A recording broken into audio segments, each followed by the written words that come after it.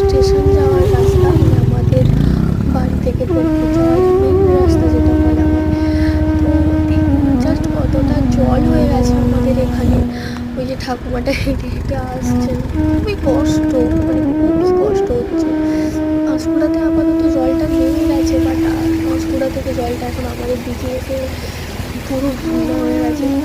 একদম অবস্থা, যেতে আসতে খুব খুব কষ্ট। প্রায় এখানটাতে একটু জলটা কম, বাট হাঁটুর ওপরে